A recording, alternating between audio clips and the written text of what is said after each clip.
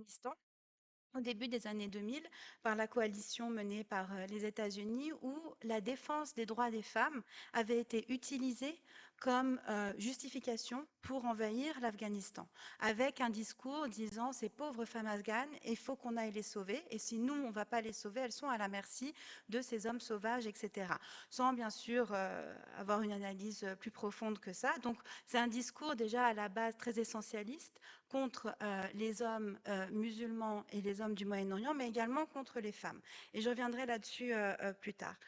Plus récemment, on voit ça dans les discours du nouveau chef de l'État des Pays-Bas, par exemple, de Marine Le Pen, de toute cette frange de l'extrême droite européenne, qui d'un coup, je veux dire, on entend Marine Le Pen ou Marion Maréchal Le Pen, on peut penser que c'est Audre Lorde et Angela Davis, quoi, tellement elles sont alignées sur les droits des femmes et la liberté, etc. Mais absolument pas, en fait, parce que ce sont leurs mouvements et leurs partis, il ne faut pas l'oublier, sont liés de manière très intime aux organisations anti-droit, anti-avortement, transphobes. C'est eux qui mènent la croisade transphobe, notamment dans différents pays d'Europe. Et donc, ils se portent complètement à l'encontre de ce que portent les mouvements féministes et subversifs et radicaux, mais simplement, ils instrumentalisent les courants le féminisme, pardon, euh, pour augmenter le sentiment. Pardon, pour augmenter le sentiment anti-musulman et contre les migrants. Au-delà de ça, on a pu voir une forme de fémonationalisme aussi sur la solidarité que certaines femmes féministes blanches bourgeoises en Europe ont portée aux femmes iraniennes. C'est-à-dire que ces mêmes femmes, on les trouve quand même assez silencieuses par rapport à ce qui se passe en Palestine et aux violations des droits de l'homme et des droits fondamentaux dont sont l'objet le peuple palestinien et les femmes palestiniennes. Par contre, on les a vues sur les réseaux sociaux se couper les cheveux en solidarité avec les femmes iraniennes. Alors, au-delà de ce que ça peut avoir en termes performatifs, bien sûr, il faut être en solidarité avec les femmes iraniennes qui veulent se débarrasser du joug de la République islamique. Mais par contre, on voit bien que c'est une solidarité qui est transactionnelle et qui est à deux poids, deux mesures. C'est une solidarité qui rentre dans les clichés et les stéréotypes que l'on porte contre les hommes de la région et également contre les femmes, comme j'ai pu le dire. Il faut lier le fémonationalisme avec les courants néolibéraux. C'est-à-dire que fémonationalisme et capitalisme font très bon ménage parce que ce féminisme blanc bourgeois qui a aucun mal en fait à se mettre en solidarité de manière sélective euh, et qui utilise le féminisme à des fins xénophobes a pourtant aucun problème à exploiter pour faire ce que j'appelle le travail reproductif, ce qui est le travail domestique, de soins, etc., à l'externaliser à des femmes racisées, sous-payées et corvéables à souhait. Donc pour en fait arriver à briser ce plafond de verre et puis pour rentrer dans le cadre patriarcal et se faire une place au sein de l'ordre néolibéral patriarcal, homophobe, transphobe et validiste qui est en place, elles n'ont aucun problème à mettre de côté, d'une part, les personnes racisées, mais d'autre part, à aussi exploiter ces personnes racisées, à exploiter leur travail. Donc, on pense à Lénine de Sheryl Sandberg, on pense à beaucoup de personnalités qui en ont fait leur fonds de commerce. Donc, c'est dans ce cadre-là de fémonationalisme que j'aimerais, en suivant ce cadre, que j'aimerais un peu m'attarder sur ce qui se passe en Palestine, sur les génocides qui se passent à Gaza, le régime d'apartheid, de colonisation, d'expropriation perpétré par l'État d'Israël contre le peuple palestinien. Donc, comment est-ce qu'on peut voir que la traduction de ce fémonationalisme dans ce cadre-là? Tout d'abord, c'est quelque chose que j'ai abordé un petit peu dans l'introduction, le discours déshumanisant sur les hommes palestiniens. Alors, c'était assez intéressant parce que j'ai eu beaucoup de réactions. C'est quelque chose sur lequel j'ai pas mal écrit, que j'ai un petit peu étudié. Et en fait, j'ai eu des réactions assez intéressantes, même de mes amis arabes qui me disaient, mais toi, en tant que féministe, d'un coup, tu es la grande défenseuse des hommes, parce que c'est vrai que j'étais un peu our men, nos hommes, nos hommes. Tout le monde était là, mais qu'est-ce qui se passe? Et en fait, c'est parce qu'on ne peut pas avoir une vision aussi essentialiste du féminisme, comme quoi voilà, on ne peut pas interroger les dynamiques et les discours qui favorisent l'ostracisation et le génocide des hommes palestiniens. Dans les médias, on a pu voir que les garçons palestiniens n'existent pas. Ce sont des terroristes en puissance. On ne parle jamais des petits garçons palestiniens, des enfants palestiniens. autrement que ce sont des jeunes hommes. Ce sont des jeunes hommes qui, de toute façon, vont être terroristes un jour, donc de toute façon n'ont pas droit à la vie. Et c'est avec ce discours profondément déshumanisant qu'on a construit un homme palestinien et arabe de manière plus générale, qui est un terroriste en puissance, qui est violent par essence, qui est sexiste par essence, homophobe. Et donc, on en crée un espèce de monstre. Et à travers ce discours-là, se traduisent des politiques qui sont des politiques génocidaires. Je ne sais pas si vous avez vu aujourd'hui, la nouvelle est sortie que dans le cadre de l'invasion de Rafah, Israël laisse passer à des checkpoints certaines femmes et des enfants, mais par contre, on laisse les hommes derrière. Et c'est quelque chose qu'on a pu voir dans le cadre du génocide en Bosnie dans les années 90. C'est la même tactique. Et ces tactiques-là et ces pratiques-là, elles ont été rendues possibles à cause du discours qui a été créé autour des hommes arabes et des hommes palestiniens. De la même manière que dans les interventions publiques qu'on a pu entendre, les hommes palestiniens sont toujours présentés de cette même manière. Et il y a pas, ils n'ont pas un peu de, ils n'ont rien de, qui peut les sauver, entre guillemets. C'est-à-dire qu'il faut les éradiquer parce qu'ils représentent un danger. Et ils perdent toute humanité. Et en même temps, on a un discours très incapacitant sur les femmes palestiniennes, c'est-à-dire il faut les sauver du Hamas, il faut les sauver de leurs hommes. Bon, ça c'était avant, il faut les sauver parce que maintenant on a un petit peu passé au-delà de ça. Et donc, à travers ce discours qui est construit, on participe à la déconstruction du tissu familial et sociétal palestinien, on déshumanise toute une société. Euh, un autre point en fait qui découle un peu, qu'on peut faire découler de ce cadre du fémonationalisme, c'est l'instrumentalisation des cas de violence sexuelle pour légitimer la violence coloniale. Donc on a vu que il y a un débat par rapport aux violences sexuelles qui auraient pu être perpétrées contre les femmes israéliennes le 7 octobre. Déjà, il y a une instrumentalisation des morts de ce jour-là. On a pu voir l'article du New York Times, qui est un article faux, d'une des victimes, où la famille a dû venir et dire, en fait, c'est pas vrai, ils ont dit qu'elle a été violée, elle n'a pas été violée. Jusqu'à maintenant, le New York Times n'a pas publié une rétraction, n'a pas dit qu'effectivement, c'était même pas du journalisme, c'était juste un tissu de mensonges. Et on instrumentalise, dès qu'on parle de la politique génocidaire d'Israël, tout de suite, on dit, ah oui, mais Hamas a violé des femmes le 7 octobre. Il n'y a pas eu de preuves, mais je ne remets même pas ça en question. Pourquoi est-ce qu'on utilise les violences sexuelles qui ont pu se passer le 7 octobre pour légitimiser? Il n'y a pas en fait un respect ou il n'y a pas une recherche de justice pour les femmes qui ont pu passer par ces expériences-là ou qui ont pu subir ces violations-là. Ce n'est pas du tout en recherche de justice. C'est quelque chose qui n'est pas du tout, disons, sincère comme effort. C'est juste pour justifier ce qu'a fait et ce que continue de faire Israël contre les Palestiniens. Une autre stratégie qui découle du fémonationalisme, qui est un peu son pendant, c'est l'homonationalisme et le pinkwashing. Donc, c'est une stratégie coloniale de division qui a pour but de séparer les individus LGBTQ+ palestiniens de leur communauté et de faire apparaître la puissance occupante comme seul havre de respect des diversités au sein d'une région caractérisée comme réactionnaire et barbare. Donc le pinkwashing est extrêmement dangereux et ce à plusieurs égards. Donc, premièrement, il cherche à créer des divisions au sein de la société palestinienne et en même temps, il isole profondément les communautés LGBTQ plus palestiniennes parce que Israël leur fait du chantage. Si tu ne nous donnes pas des informations, alors on va te outer auprès de ta famille et de tes amis, tu vas perdre ton travail, etc. Et ça nourrit un discours homophobe qui existait et qui existe toujours, comme quoi les personnes LGBT sont à la solde de l'occupant.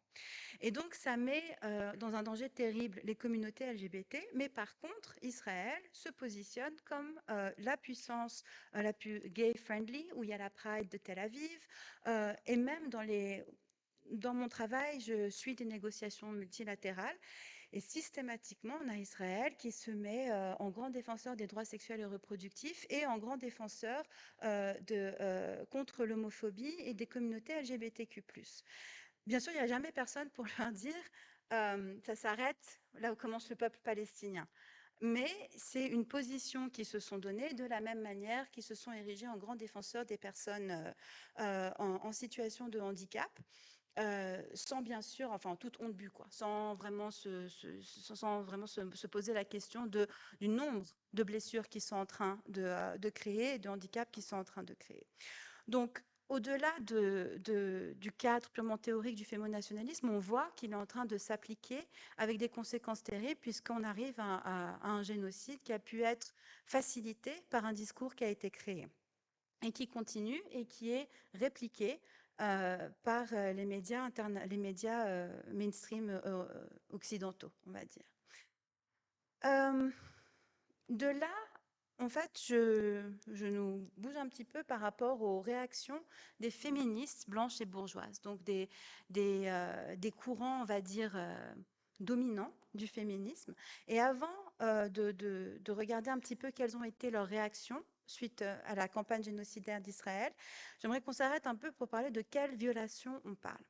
C'est-à-dire que le collectif féministe palestinien parle de ce qu'on appelle un génocide reproductif. Et c'est quelque chose de particulier dans le sens où les droits reproductifs ont été disproportionnellement utilisés, instrumentalisés et violés par Israël dans une politique génocidaire. Ça a été reconnu dans la décision de la Cour internationale de justice sur les mesures provisionnelles, où la Cour, elle s'est juste bornée à dire empêcher les naissances participe au crime international du crime de génocide. Ce qu'on a pu voir, et ça fait des années, dans les territoires occupés, par exemple, Israël a toujours mis un point à, par exemple, arrêter les femmes enceintes, à les torturer, à leur faire des recherches au corps. Et il y a un nombre incalculable de fausses couches qui se sont passées, et ça date bien avant du 7 octobre, et je pense que j'aurais dû commencer par là, c'est que là, on parle de génocide qui se parle à Gaza, mais sachant que ces violations, ça fait 75 ans que le peuple palestinien les vit. Et maintenant, en fait, ce qu'on a vu, c'est qu'il y avait un ciblage de la part d'Israël de, bien sûr, complètement démanteler totalement le système de santé à Gaza, de faire en sorte, donc il y a vraiment une politique de prévention des naissances, c'est-à-dire que les femmes n'ont pas accès aux soins parce qu'il n'y a pas accès physique aux soins. Les femmes n'ont pas accès aux soins, les femmes enceintes qui continuent à être enceintes malgré le génocide, il n'y a pas de médecins, il n'y a pas d'hôpitaux, il n'y a pas de médicaments, donc il n'y a aucun accès physique aux soins. Et au-delà de ça, leur vie est ciblée aussi parce qu'il y a des bombardements indiscriminés. Donc le génocide reproductif, il s'est traduit par exemple, une augmentation de 300% du taux de fausses couches des femmes palestiniennes à Gaza.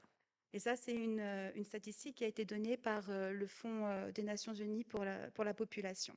Donc, autant vous dire que c'est des statistiques qui sont quand même assez conservatrices, parce que tout ce qui vient de l'ONU a été revu et revu 25 fois. Il y avait au début, en octobre, 50 000 femmes enceintes à Gaza. On n'arrive pas à avoir de statistiques qui soient très précises sur la mortalité maternelle et la mortalité infantile, mais il y a eu des cas très choquants. Par exemple, la semaine dernière, de cette femme dont toute la famille a été bombardée et qui a été tuée elle-même, et ils ont sorti son fœtus qui a pu vivre quelques jours et qui finalement est également décédé. Donc il y a vraiment une volonté d'annihiler le peuple palestinien en touchant les femmes enceintes et en prévenant les naissances. On a également des cas très graves de violences sexuelles et de genre. On a vu les images très choquantes des soldats israéliens qui s'en vantaient sur TikTok et ailleurs. Donc il y a également des cas de viol. Encore une fois, on n'a pas de statistiques parce que dans l'État, c'est très difficile d'en avoir. Et au-delà de ça, on a une intention génocidaire qui a été répétée, dite et répétée, qui continue à être répétée, une violation de tous les droits fondamentaux et un écocide, c'est-à-dire qu'on attaque tout ce qui permet que la vie continue à Gaza. Donc dans un cadre de ce qu'on appelle la justice reproductive, qui veut que les personnes qui décident d'avoir des enfants puissent avoir les enfants qu'elles ont décidé d'avoir, mais aussi des communautés sûres dans lesquelles elles peuvent élever ces enfants, on a une injustice reproductive qui est dramatique. Et en fait, je parle de justice reproductive parce que donc c'est un cadre qui a été mis en place par les féministes noires américaines, et il y a beaucoup d'organisations aux États-Unis qui se revendiquent de la mouvance ou des droits reproductifs ou de la justice reproductive, et on va voir en fait quelles ont été leurs positions par rapport à ce que leur gouvernement, avec leurs impôts, est en train pas juste d'aider à perpétrer, mais de perpétrer également aux côtés d'Israël. Donc, dans cette situation de violation innommable, presque, on a eu un peu de réaction des féministes blanches et bourgeoises. D'un côté, il y a eu une espèce d'apologie du génocide, ou en tout cas de soutien au génocide. Bon, déjà, ça s'est vu au niveau étatique par beaucoup de pays occidentaux. Beaucoup de ces pays qui, récemment, ont mis en place des politiques étrangères féministes. Ça, c'était vraiment la grande mode. Ça a commencé avec la Suède, maintenant l'Allemagne, les Pays-Bas. Ils sont tous à la France, ils sont tous à faire des politiques étrangères féministes où vraiment ils mettent limite en condition pour envoyer de l'aide internationale qu'il y ait un respect des droits sexuels et de la santé reproductive. Mais en même temps, ils envoient des armes à Israël, ils envoient de l'argent, ils envoient un soutien inconditionnel. Donc là, il y a quand même il est temps en fait que les mouvements féministes les demandent en fait d'un grand décompte, quoi. Il faut que ces États puissent commencent à rendre des comptes par rapport à comment ils se comportent, qui sont touchés par leur politique internationale, soi-disant féministe, et la dichotomie qui existe entre ce qu'ils disent et ce qu'ils font. Donc ça, c'est au niveau étatique. Après, on a eu beaucoup de personnalités, notamment aux États-Unis, qui se sont mis mais des actrices qui ont utilisé leur plateforme pour continuer à faire l'apologie de ce qu'Israël était en train de faire. Donc on pense à des actrices comme Selma Blair, comme Amy Schumann, etc. Amy Schumann, aujourd'hui, elle fait la couverture de Variety aux États-Unis. Donc, elles n'ont pas du tout, malgré tout ce qu'elles disent, qu'elles ont été silenciées, etc., pas du tout. Elles ont toujours leur plateforme et elles ont utilisé leur plateforme pour vraiment Mayim Bialik, etc., pour continuer. Et ce sont, pour continuer le discours qui est majoritaire et hégémonique en ce moment, on va dire dans les pays occidentaux.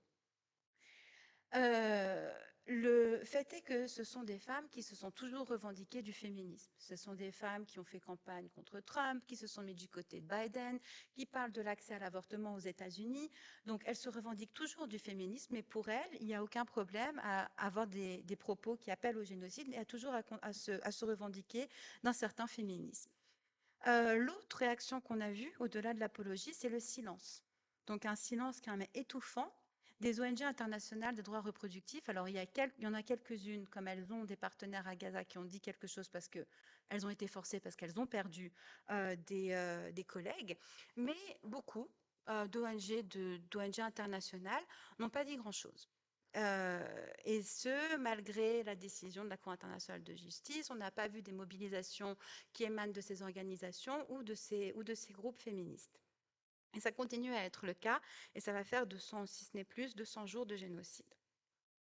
Donc à cet état de fait, il y a eu des réponses du Sud global, et quand je dis Sud global, c'est le Sud global, mais aussi les populations marginalisées qui sont dans le Nord global. Et il y a eu euh, plusieurs réponses. Il y a eu des réponses étatiques aussi, avec toutes les limites qu'on leur connaît.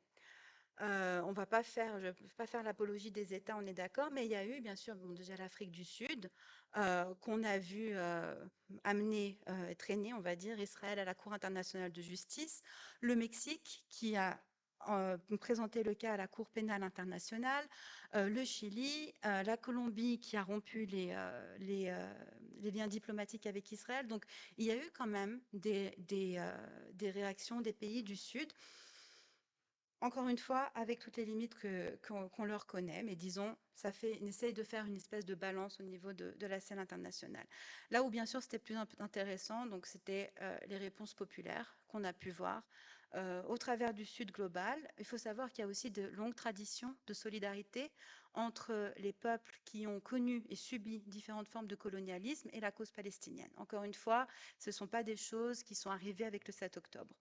Donc, c'est un peu ce qui est en fil rouge, la trame en fait qui lie toutes ces réponses populaires, c'est l'articulation des luttes autour des principes fondamentaux de prioritisation des voix palestiniennes, des demandes du BDS et de garder le focus sur Gaza et la Palestine.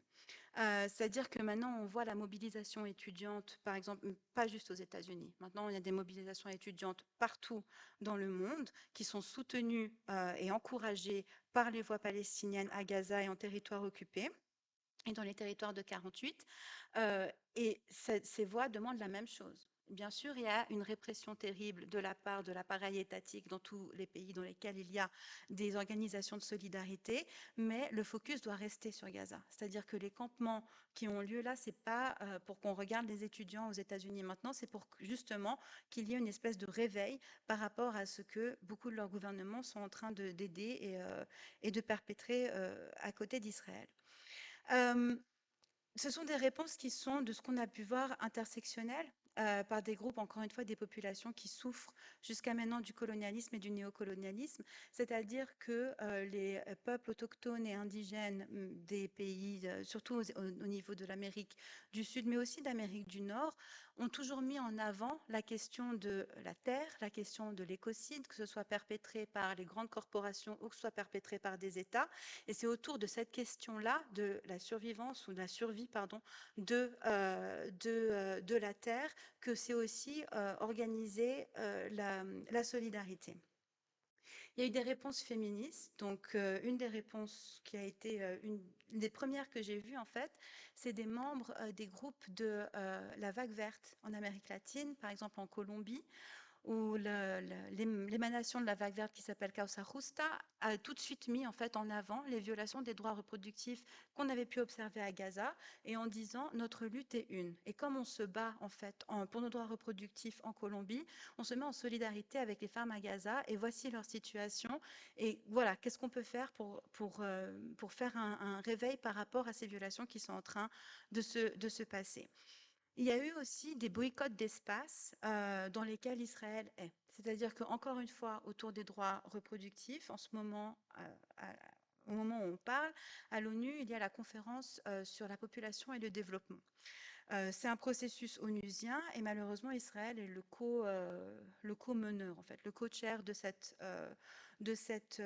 conférence qui a lieu tous les ans. Et là, c'est très important parce que ça fait 30 ans depuis la déclaration du Caire de 1994. Et il y a un groupe de féministes qui traitent de ces questions-là, du Liban et d'ailleurs, d'autres pays du Sud, qui se sont mis ensemble en disant non, on n'y va pas. Et voilà pourquoi on n'y va pas. Parce qu'on trouve que c'est aberrant qu'ils ont été reconnus coupables par la Cour internationale de justice d'utiliser le droit reproductif pour pour effectuer un génocide. Et là, ils sont tranquilles dans les couloirs de l'ONU en train de faire des négociations sur les droits reproductifs.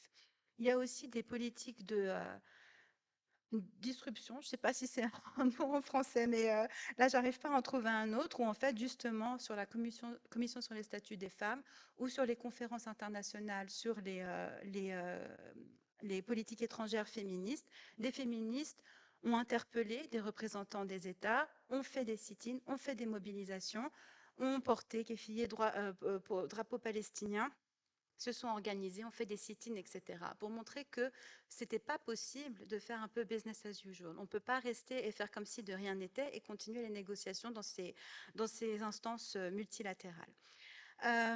Il y a eu aussi, et il continue d'y avoir, bien sûr, des lettres, tout ce qui est lettres conjointes, communiqués, participation aux mobilisations. Le 8 mars, par exemple, il y avait la grève internationale féministe, c'était la grève pour Gaza. Et ça a été du Conseil des droits de l'homme où le communiqué, en fait, des organisations des droits des femmes se sont concentrés sur les femmes palestiniennes, jusque dans les rues où les mobilisations du 8 mars étaient aussi en solidarité avec les femmes palestiniennes. Une mobilisation qui est un petit peu en retrait, mais je pense que c'est important de la souligner en raison de l'histoire de ce mouvement.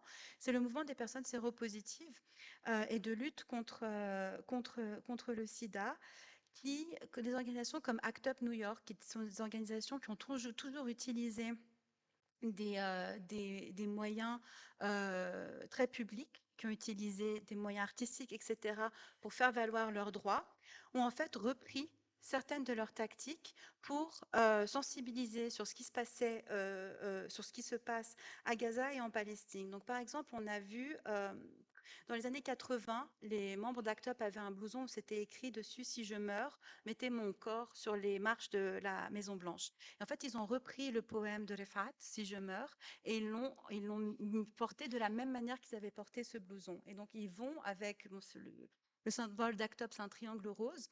Et donc, ils vont avec leur même symbole et le drapeau palestinien.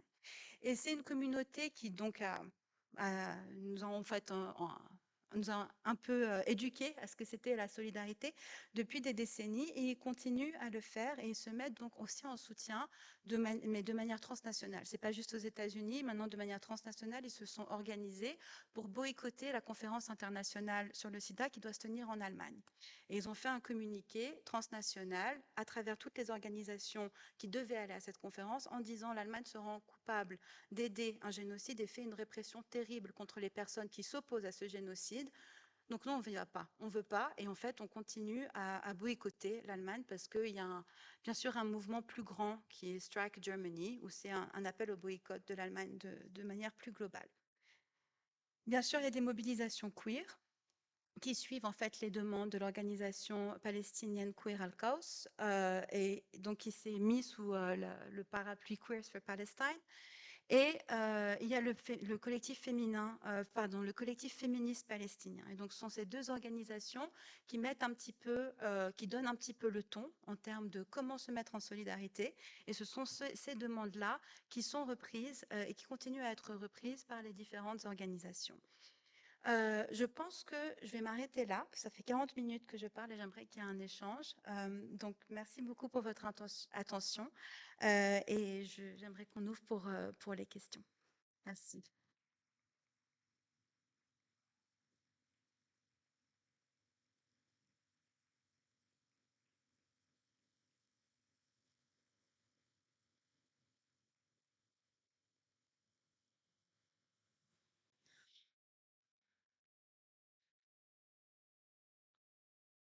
Ça peut être des commentaires aussi, hein, c'est pas obligé que ce soit une question. Oui.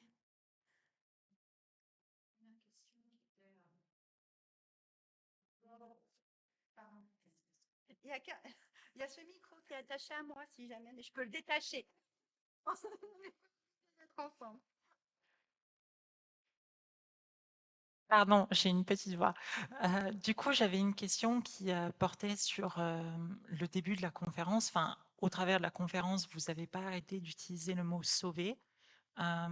Et tout de suite, je me suis posé la question du white saviorism et comment est-ce que ça se démarque exactement du fémonationalisme.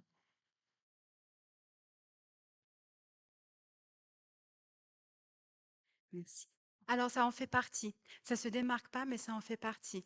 C'est-à-dire que après il y a des déclinaisons, je dirais, à des degrés. Il y a des femmes qui sont vraiment d'extrême droite qui honnêtement s'en foutent de sauver les femmes racisées du moment qu'elles sont pas chez elles, voilà. Mais il y a aussi ces femmes qui disent, je sais pas, là je me rappelle d'Elisabeth Badinter dans les conversations sur le voile en 2004 en France, qui disait que bah, ces femmes, il fallait les sauver parce qu'elles étaient malades. Les femmes qui voulaient porter le voile, elles étaient malades. Et donc, il fallait les sauver. Donc, elles s'inscrivaient vraiment dans une perspective white saviorism, mais en même temps, elle était complètement dans un cadre fémonationaliste. Donc, les deux, en fait, l'un est parti de l'autre.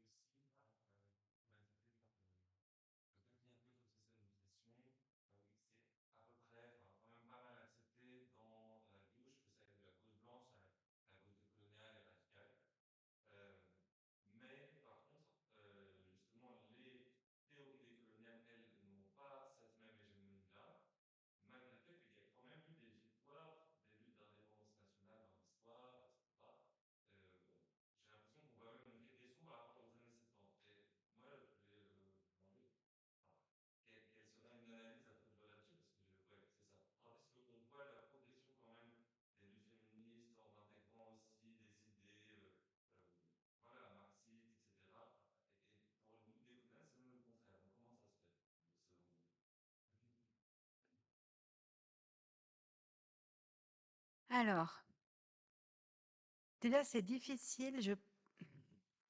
Vous avez utilisé le terme d'hégémonie. Donc, je pense que déjà, ce qu'on est en train de voir maintenant dans les luttes en solidarité avec la Palestine, c'est une lutte contre l'hégémonie.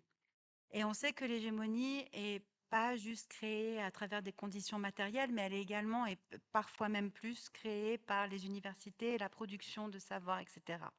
Et je pense que fondamentalement, il y a un travail énorme à faire sur le racisme, la xénophobie, et puis sur aussi les liens, je pense, parce qu'il y a décolonial, et puis il y a aussi l'analyse un peu plus marxiste, on va dire, de la colonisation et le capitalisme. Et je pense qu'il y a peut-être encore un travail à faire sur comment est-ce que les politiques néolibérales et le néocolonialisme sont toujours imbriqués. Et aussi, quel est le rôle des corporations, quel est le rôle des acteurs non étatiques? Parce que j'en ai peu parlé, mais elles jouent un rôle énorme. Et quand on parle du BDS et qu'on appelle à faire le désinvestissement de toutes ces compagnies-là, je pense que c'est crucial pour affaiblir l'appareil néocolonial et l'appareil capitaliste en même temps. Et pourquoi est-ce que dans les mouvements de gauche et dans les mouvements de manière plus générale, le patriarcat a été... c'est clair, c'est pas discuté que le patriarcat, quoique dans certains mouvements de gauche, si on se débarrasse du capitalisme, demain c'est les bisounours. Donc c'est même pas encore sûr que tous les systèmes d'oppression sont à parts égales et doivent être démantelés de manière parallèle, on va dire. Mais c'est vrai que le patriarcat, il y a une acceptation plus. Je pense aussi parce que le capitalisme et le néolibéralisme ont eu un intérêt à identifier le patriarcat et à l'instrumentaliser et instrumentaliser le féminisme pour le vider de son sens politique. C'est-à-dire il y a quand même besoin de la main-d'œuvre des femmes. Il y a quand même besoin qu'il y ait une certaine égalité pour que les femmes puissent travailler et aussi continuer à faire le travail reproductif gratuitement. Mais le capitalisme, une fois que les femmes blanches bourgeoises sont au travail, a quand même besoin c'était ce que je disais dans l'introduction, on a quand même besoin de femmes exploitées, racisées, qui viennent des pays du Sud pour continuer à faire ce travail domestique non payé. Donc, ça a un petit peu facilité l'identification du patriarcat comme étant un système d'oppression, mais ça sert moins l'hégémonie, on va dire, d'aussi identifier le colonialisme comme un système d'oppression qu'il faut aussi démanteler à parts égales. Donc je pense que c'est pour ça aussi que les théories, on va dire, décoloniales ont eu plus de mal, parce que si ça a pas, il n'y a pas un mouvement aussi, un mouvement social assez fort. Alors maintenant, on est en train de voir, je pense, une différence parce qu'il y a de plus en plus une collusion entre la demande des mouvements de libération pour la Palestine, qui sont des mouvements décoloniaux, qui se mettent, il y a une solidarité qui se crée avec Black Lives Matter, avec les mouvements féministes, avec les mouvements écologistes. Donc peut-être on assiste à un changement maintenant. Et j'ai l'impression que la Palestine va vraiment tous nous libérer parce que la question coloniale est revenue au centre des préoccupations de justice sociale. Je ne pense pas que c'était une réponse très structurée, je suis désolée. Mais j'espère que c'est quelques éléments de réponse.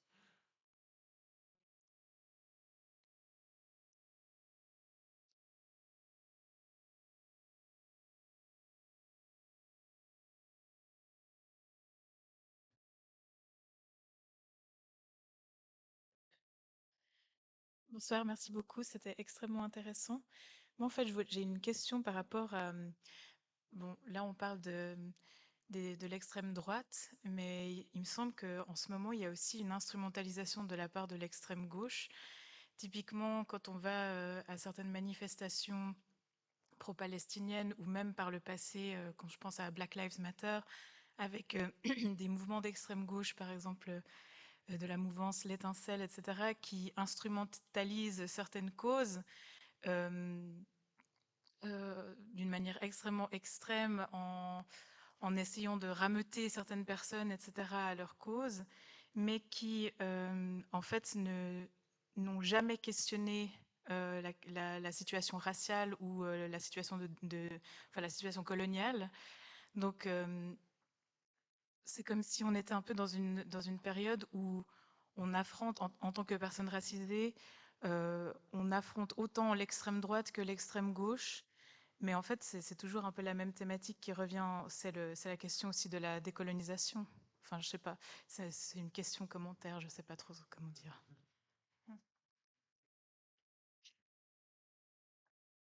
Oui, tout à fait.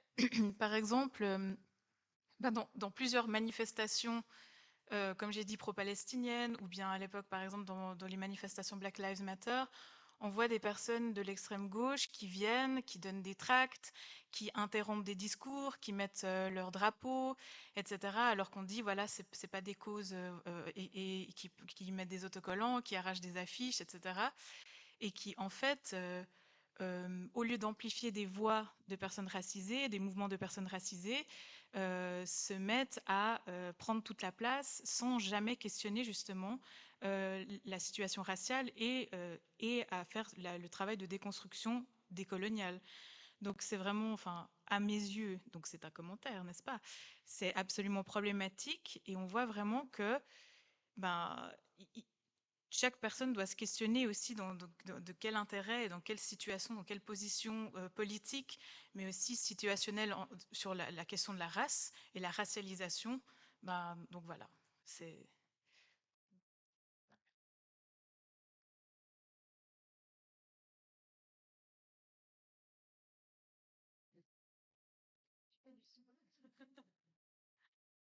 Alors oui, merci pour ça. Ça me rappelle, je pense que ça, c'est des choses qui ont toujours existé. Alors je pense que la menace n'est pas la même entre les mouvements d'extrême droite et puis peut-être les mouvements plus de la gauche radicale. Je pense que le problème que vous soulignez, c'est la difficulté de la création des fronts unis. Et c'est quelque chose que les gauches ont toujours eu du mal à mettre en place. Et je pense les mouvements de justice sociale de manière plus générale. Je veux dire, on a vu quand vous étiez en train de parler, j'ai pensé au mouvement des femmes noires féministes qui disaient, voilà, on ne se reconnaissait pas dans les mouvements féministes blancs bourgeois et on ne se reconnaissait pas dans les mouvements antiracistes parce que d'un côté, c'était extrêmement sexiste et patriarcal et de l'autre côté, c'était extrêmement raciste. Et c'est comme ça qu'est né le courant des femmes, enfin, des mouvements antiracistes.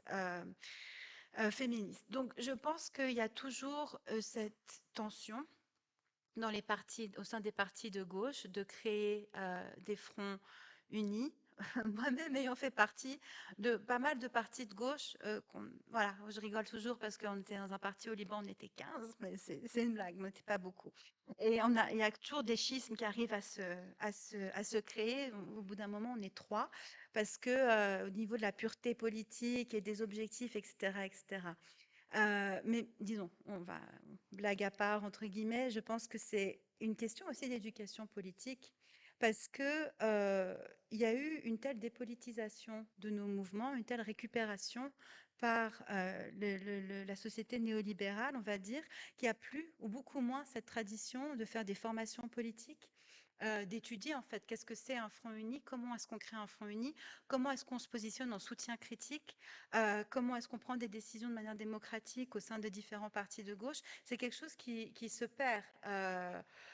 Et voilà, on le voit beaucoup moins. Quand nous, on avait commencé le groupe BDS à Genève il y a 15 ans, euh, voilà.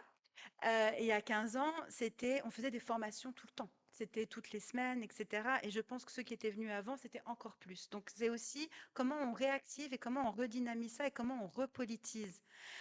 Et comment aussi on lit, parce que je pense que ça ne s'arrête pas là, je pense qu'il y a aussi des difficultés aussi à faire le lien avec les luttes anti-transphobes. Pour moi, c'est aussi un des sujets sur lesquels il y a beaucoup de cristallisation de la droite, de l'extrême droite, mais aussi c'est aussi des questions qui sont très difficiles parfois à discuter au niveau des différents partis de gauche. Donc la question, elle est plus large par rapport à ce que vous dites sur la décolonisation, oui.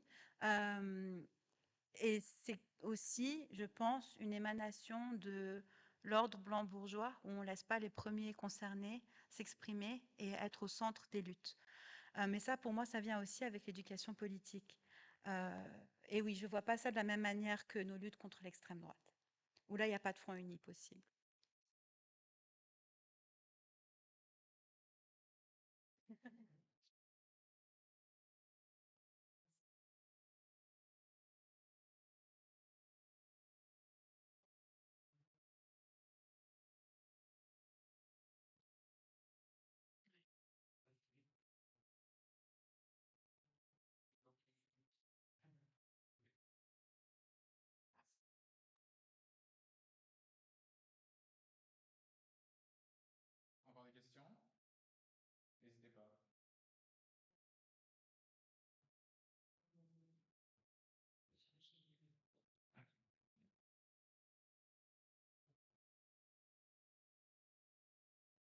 C'est aussi par rapport à quelque chose que vous avez dit au début, par rapport au mouvement féministe à l'Ouest, qui était très vocal quand c'était la situation des femmes iraniennes et le port du voile.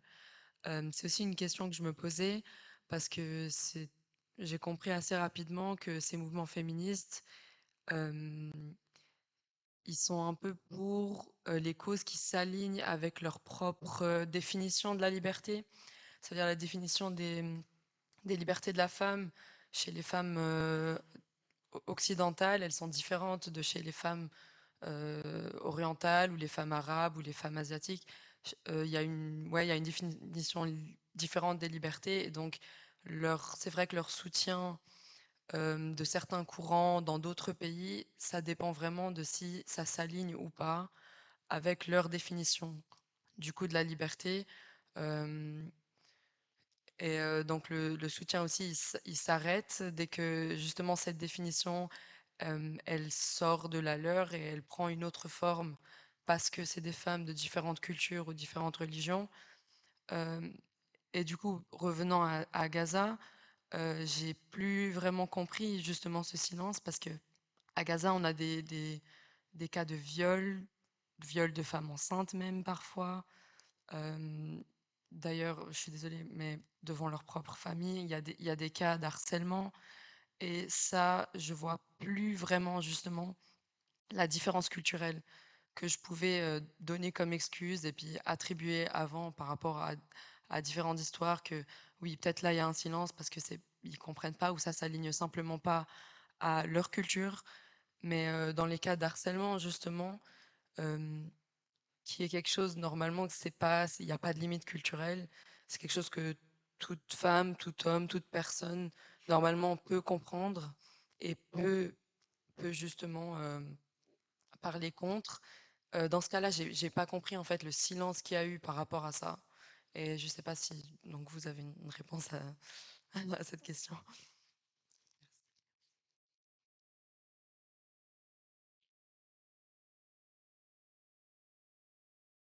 Merci. J'ai des éléments de réponse. J'ai pas, même moi, je me pose la question devant une telle masse d'atrocités, comment on peut rester silencieuse? Je pense que déjà, le droit à la liberté à disposer de son corps, il a toujours été à géométrie variable. C'est-à-dire que quand il y a eu toujours une instrumentalisation des droits reproductifs par par les puissances coloniales. C'est-à-dire que et même par Israël d'ailleurs, qui ont injecté des contraceptifs, par exemple, aux femmes falachas, donc éthiopiennes, mais qui encourage la natalité des femmes ashkénazes. Et ça, c'est quelque chose qu'on a vu en France, en Algérie, par exemple. C'est quelque chose, il y a un très beau livre, enfin très beau, très, très bien fait de Françoise Vergès, qui s'appelle Le ventre des femmes. Tout ça juste pour dire que le droit à disposer de son corps, il a été défini par le féminisme blanc bourgeois comme quoi c'est l'avortement et quelque chose d'autre, l'accès à la contraception, etc.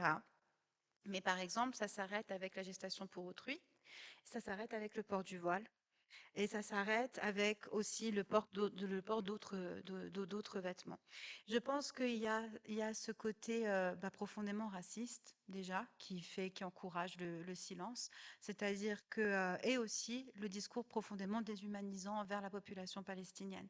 C'est-à-dire que ça a été tellement euh, c'est tellement invasif, je veux dire, comme on parle des Palestiniens, c'est-à-dire que on a l'impression que les femmes palestiniennes, elles se font violer comme ça, on ne sait pas par qui. Elles tombent mortes comme des mouches, on ne sait pas qui, on sait pas par qui. Alors que systématiquement, les femmes israéliennes et la population israélienne, on sait ce qui leur arrive, par qui, quand, comment, à quelle heure, et on se met en solidarité. Il y a aussi ce truc ce procédé je ne sais pas c'est quoi en français, en anglais on dit otherization, on met d'exclusion en fait. On exclut certaines populations parce qu'elles sont pas comme nous. La population israélienne, elle est comme nous. Elle porte les valeurs du monde occidental. Donc, on se sent une affinité avec elle qu'on ne sent pas avec le peuple palestinien ou avec les femmes palestiniennes. Je pense que dans beaucoup de pays de l'Ouest, mais ça c'est aussi très français, c'est un peu différent dans d'autres contextes, mais il y a une telle aversion pour le voile et pour l'islam, vraiment, que je pense que ça empêche d'avoir juste de l'empathie, quoi. Parce qu'il ne faut pas plus pour dire quelque chose quand on voit des horreurs pareilles. Et je pense aussi que c'est les limites de l'analyse culturelle. Je pense que voilà, c'est là où il faut remettre il y a quand même une universalité des droits. Après, l'universalité, on peut discuter, mais il y a des droits des femmes, il y a des droits de l'homme, des droits humains qui sont là, qui ont été négociés et qui devraient s'appliquer à tout le monde. Donc, je pense que c'est aussi aller dans l'analyse culturelle, ça a toujours, pour moi, cette grille de lecture a toujours des limites. Et un autre élément de réponse pour moi, c'est aussi, je pense, la peur. Parce que peut-être il y a des personnes qui aimeraient parler, mais quand on voit la répression, quand on voit les personnes qui, alors j'excuse pas, mais ça peut expliquer, qui perdent leur travail, les personnes qui sont ostracisées, les personnes qui sont doxées, les personnes qui sont diffamées, des investigations qui sont lancées contre les personnes qui osent dire quelque chose. euh, du coup, on se dit, bah, moi toute seule, qu'est-ce que je peux faire? Et c'est aussi d'où l'importance, encore une fois, du collectif et de s'organiser en collectif, en partie, etc., parce qu'il y a du pouvoir dans les nombres. Autre que ça, j'arrive pas à m'expliquer ce silence. Je pense que c'est un silence de la honte et que, en tant que féministe, antiraciste, décoloniale, notre travail, c'est de leur mettre en pleine figure à chaque fois, à chaque opportunité qu'on a, jusqu'à ce qu'elles disent pourquoi ou qu'elles se taisent.